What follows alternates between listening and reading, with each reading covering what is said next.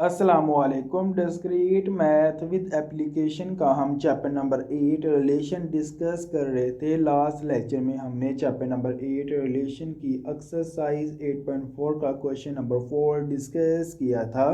आज हम इस वीडियो में एक्सरसाइज 8.4 का क्वेश्चन नंबर 5 डिस्कस करेंगे। क्वेश्चन नंबर 5 में वो ये कहता है let R1 and R2 be the congruence modulo 3 and the congruence modulo 4 relation on the set of integer represent example R1 is equal to a comma b, a is equal to b modulo 3 and R2 is equal to a comma b, a is equal to b modulo 4 find। वो ये कह रहा है कि R1 and R2 दो हमारे पास relation है। जो R1 रिलेशन है वो A is equal to B modulo 3 mean के A कोई भी इंटीजर वैल्यू है, B उसका क्या है, रिमाइंडर है। अगर मैं A वैल्यू को 3 से डिवाइड करता हूँ, मीन के A वैल्यू को कोई भी इंटीजर वैल्यू का मैं 3 से डिवाइड करूंगा, जो हमारे पास रिमाइंडर आएगा वो B आएगा। तो एंड R2 हमारे पास जो सेकंड रिलेशन है वो ऐसा रिलेशन है,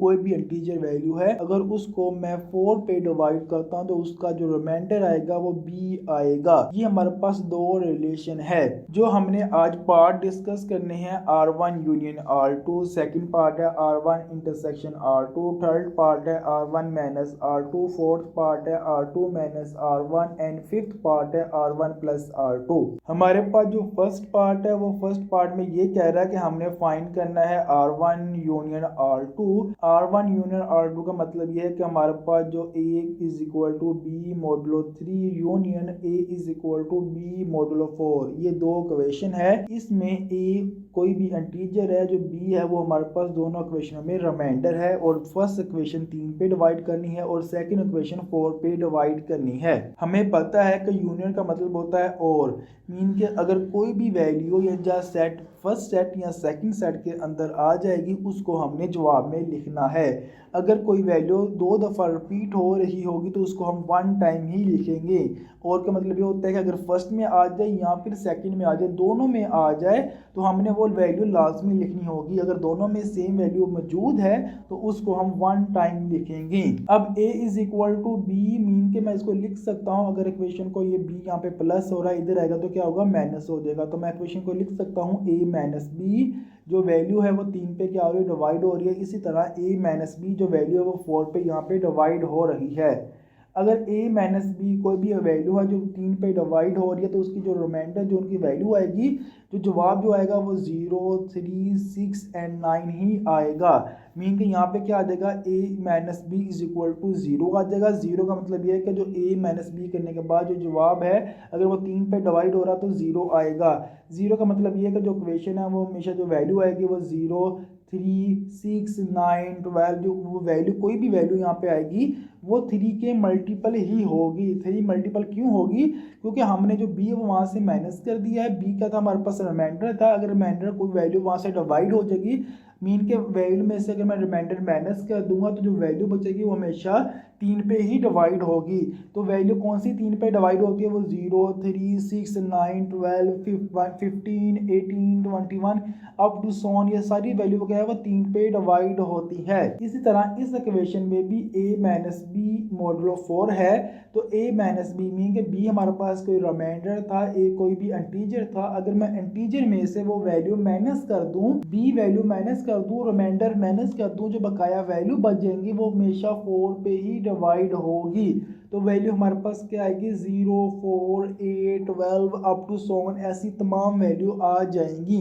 अब मैंने इन दो वैल्यू का यूनियन फाइंड करना है। यूनियन फाइंड करना मैंने ये भी बताया कि यूनियन का मतलब होता है इस इक्वेशन या इस इक्वेशन के अंदर कोई भी वैल्यू आ जाएगी तो वो यूनियन में लाजमी मौजूद होगी। तो हमारे पास क्या होगा, a comma B, a minus B is equal to 0, 3, 4, 6, 8, 9, 12, mean के 0 भी आ जाएगा, 3 भी आ जाएगा, 4, 6, 8, 9, 12 अप टू 7 तमाम वैल्यू आ जाएगी।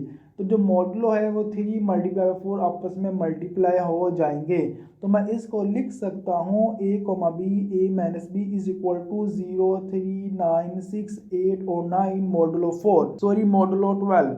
मॉडुलो 12 का मतलब ये है कि अब नेक्स्ट जो वैल्यू आएगी जो 9 से बड़ी होगी वो जो 12 थी, 12 को मैं अगर 12 पे डिवाइड करता हूँ, जो हमारे पास जवाब आएगा वो उसका जो रिमाइंडर आएगा वो 0 आएगा। एंड उससे जो नेक्स्ट वैल्यू आएगी वो आएगी हमारे पास 15। जो 15 को मैं अगर 12 पे डिवाइड करूँगा, जो हमारे पास रिमाइंडर बचेगा वो 3 बचेगा। मीन कि जो इसके जो अगली कितनी भी वैल्यू है जो उनका रिमाइंडर आएगा वो 0, 3, 4, 6, 8 और 9 के इनके अलावा नहीं आएगा।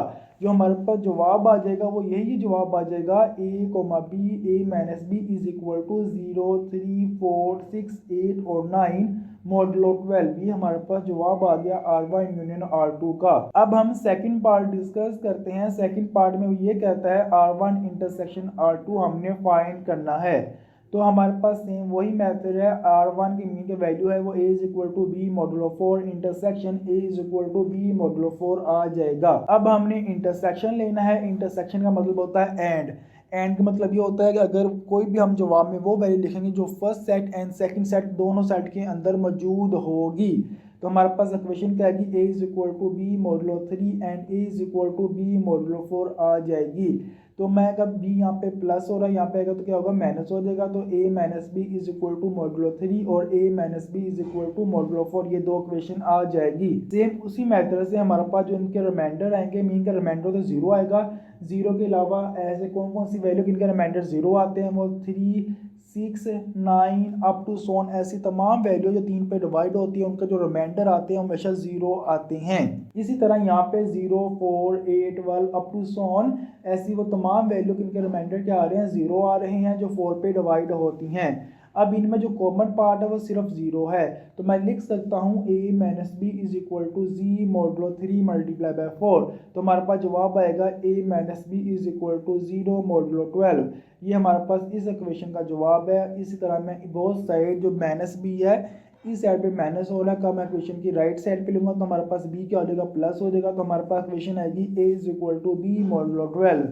ये हमारे पास जवाब आ गया R1 इंटरसेक्शन R2 का। हमारे पास जो थर्ड पार्ट था, थर्ड पार्ट में हमने फाइंड करना था R1 माइनस R2, मीन के R1 माइनस R2।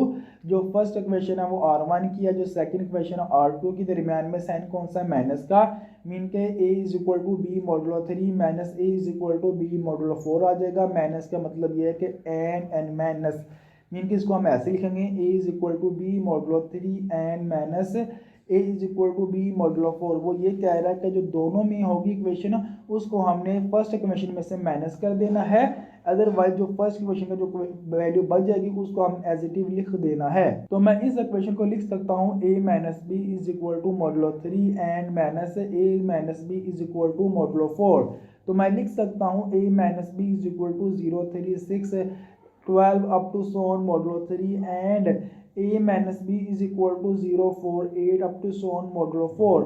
अब इसमें जो कॉमन पार्ट आ रहा है वो सिर्फ 0 आ रहा है। 0 हमने यहाँ पे लिख देना है। a minus B is equal to 3, 6, 9, 12। अब 12 भी दोनों में कॉमन पार्ट था, सॉरी मैं 12 भी यहाँ से माइनस करना था क्योंकि इसके टेबल में भी 12 आता है एंड 4 के टेबल में भी 12 आता है। तो 12 भी यहाँ से माइनस होना था। जो हमारे पास इक्वेशन बच जानी थी a minus B is equal to 3, 6, 9 up to सोन। अब अप टू सोन जो वैल्यू है वो 12, जो अगली वैल्यू है कि 12 से बड़ी होगी, मैं उसको 12 से डिवाइड करूंगा तो हमारे पास जवाब आएगा 3, 6 और 9 ही हर दफ़ा आएगा। तो हमारे पास जो जवाब आ गया a minus B is equal to 3, 6, 9 modulo 12।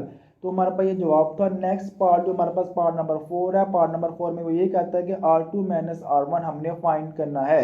जो ये फर्स्ट इक्वेशन है वो R2 क्या आ जाएगी, a is equal to B modulo 4 minus a is equal to B modulo 3 second equation आ जाएगी। तो मैं इसको लिख सकता हूँ a is equal to B modulo 4 and minus a is equal to B modulo 3। तो मैं इसको लिख सकता हूँ a minus B is equal to modulo 4 and a minus B is equal to modulo 3। तो मैं इसको आगे लिख सकता हूँ। ये हमारे पास दो इक्वेशन आ गई। मीन फर्स्ट जो इक्वेशन है उसको मॉडुलो 4 पे डिवाइड करने से हमारे पास जो रिमाइंडर बचेंगे वो बचेंगे 0, 4, 8 अप टू सोन। जो सेकंड इक्वेशन अगर उसको मैं 3 पे डिवाइड करता हूँ हमारे पास जो रिमाइंडर बचेंगे 0, 3 एंड 6 बचेंगे। अब मैं फर्स्ट इक्वेशन में से वो तमाम वैल्यू निकालनी जो सेकंड में रिपीट आ रही है, तो हमारे पास जो वैल्यू बचेगी 4 एंड 8 बचेगी सिर्फ। 12 इसमें नहीं बचेगा क्योंकि 12 भी 4 पे डिवाइड होता है और 12 3 पे भी डिवाइड होता है। तो हमारे पास इक्वेशन आएगी a minus B is equal to 4 and 8 modulo 12 के लिहाज से। ये हमारे पास जवाब है पार्ट नंबर 4 का। अब हम पार्ट नंबर 5 डिस्कस करते हैं। पार्ट नंबर 5 में वो ये कहता है कि हमने फाइंड करना है R1 plus R2। R1 plus R2 हमने फाइंड करना है। R1 प्लस R2 का हमें पता है मतलब क्या होता है, R1 union R2 minus R1 intersection R2। R1 union R2 का जो हमारे पास जवाब आ रहा था वो a minus B is equal to 0 3 4 6 8 and 9 आ रहा था मॉडुलो 12 के लिहाज से। एंड R1 इंटरसेक्शन R2 का जो जवाब आ रहा था वो आ रहा था 0, a minus B is equal to 0 modulo 12 के लिहाज से, जो हमने part number 1 and part number 2 में जो हमने फाइंड किया था। अब हमारे पास जो सवाल है वो R1 plus R2 is equal to R1 union R2 minus R1 intersection R2। अगर मैं इसमें वैल्यू पुट करता हूँ तो हमारे पास जो वैल्यू आएगी a minus B is equal to 0 3 4 6 8 and 9 and हमारे पास जो वैल्यू आएगी R2 जो R1 इंटरसेक्शन R2 में इसमें सिर्फ 0 आएगी। का मैं इस इक्वेशन में से 0 माइनस करूंगा तो हमारे पास जो जवाब आएगा वो 3 4 6 8 और 9 आ जाएगा। ये हमारे पास जवाब है R1 प्लस R2 का a minus B is equal to 3 4 6 8 और 9 मॉडुलो 12। उम्मीद है आपको ये सवाल समझ आ गया। क्वेश्चन नंबर 5 इंशाल्लाह नेक्स्ट वीडियो में हम इस एक्सरसाइज का क्वेश्चन नंबर, हमने ये एक्सरसाइज कंप्लीट कर ली। इंशाल्लाह नेक्स्ट वीडियो में हम एक्सरसाइज 8.6 को स्टार्ट करेंगे। तब तक अल्लाह हाफिज़।